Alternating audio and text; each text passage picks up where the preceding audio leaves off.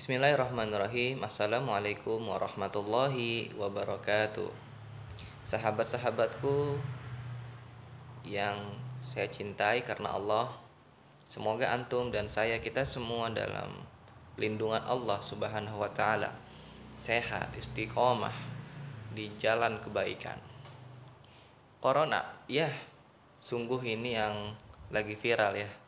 Bahkan saya pernah punya satu pemikiran, andai kata ini corona nama orang, nama manusia, pasti dia akan lebih viral, akan lebih terkenal daripada Ustadz Abdul Somad, UAS ya, Ustadz Adi Hidayat, UAH dan lain sebagainya. Baik teman-temanku yang dimuliakan Allah, sedikit saya ingin menyampaikan kaitannya corona dengan Al-Quran. Apa yang pemerintah sampaikan, MUI dan lain sebagainya, tentu mereka punya dasar, tentu mereka punya dalil, dan mereka punya kenapa harus seperti ini gitu kan.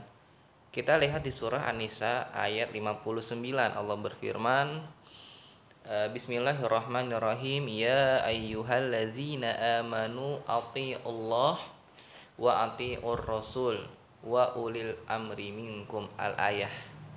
Nah, artinya wahai orang-orang yang beriman, taatilah Allah, taatilah Rasul, dan taatilah ulil amri, pemegang kekuasaan di antara kamu.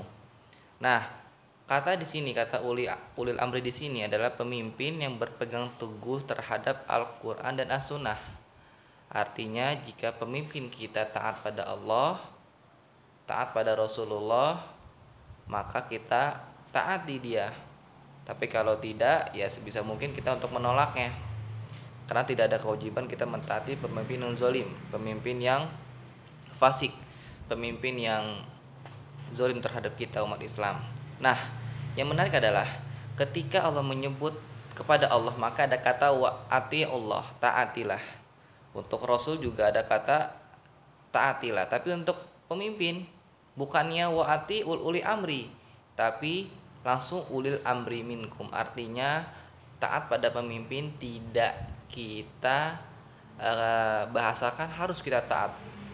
Kita taat, ada pemimpin kita harus taat, tidak harus. Ketika itu pemimpin baik, maka kita taati. Ketika tidak baik, maka kita sebisa mungkin untuk menolaknya. Nah, kalau kita tidak punya kekuasaan, maka minimal dengan hati. Ya kan, dengan hati. Man ra'a minkumul munkaron falyughayyiru biyadihi. Artinya tangan, kekuasaan. Inilah pentingnya kekuasaan dalam Islam. Faman lam yastati fa alaihi bilisani.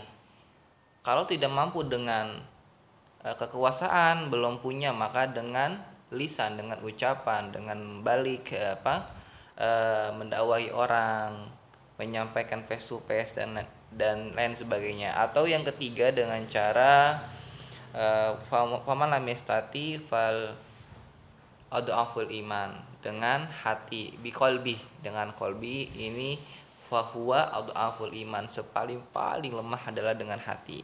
Singkat saja seperti ini teman-teman. Di rumah 14 hari kita ngapain saja? Saya ada satu usulan yang mungkin bisa teman-teman praktekkan. Ayo kita buat target selama 14 hari ke depan minimal. Nih, minimal kita targetin 1 atau 2 kali khatam Al-Qur'an, baca ya kan. Yang sudah hafiz insya Allah bisa dengan tidak melihat Al-Qur'annya. Terus minimal kita mungkin Quran ya yang paling urgent, Al-Qur'annya. Terus kita beramal soleh di rumah dengan cara apa?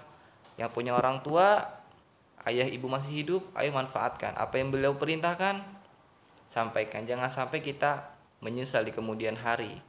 Ingat, terkadang kita sibuk mencari surga yang jauh, taklim di mana-mana, zikir akbar di mana-mana, tapi kita lupa bahwa ada surga terdekat, yaitu orang tua kita di rumah kita. Pertama, tilawah Quran kita targetin khatam minimal 1 atau 2 selama liburan corona ini. Atau yang kedua, kita juga bisa untuk berbakti pada orang tua. Yang ketiga, kita bisa membaca buku-buku, referensi, mengerjakan tugas dan lain sebagainya. Dan ingat, niatkan semua karena Allah, karena Jika sesuatu diniatkan karena Allah, maka rasa kecewa tidak akan ada dalam diri kita. Tetapi kalau kita berharap, menggantungkan harapan terhadap manusia, maka ketika kecewa, siap-siap menerima rasa kecewa yang dahsyat. Itulah mengapa kita diminta untuk berharap, berdoa hanya kepada Allah. Manusia, fasilitas hanya menjadi wasilah, hanya jembatan kita menuju kesuksesan. Teman-teman, semoga bermanfaat. 3 tips ini ayo kita lakukan, sama-sama mencari berkah Allah, dan semoga virus corona ini bisa hilang. Wabil khusus untuk umat Islam di Indonesia, umumnya buat negara, buat dunia ini. Wassalamualaikum warahmatullahi wabarakatuh.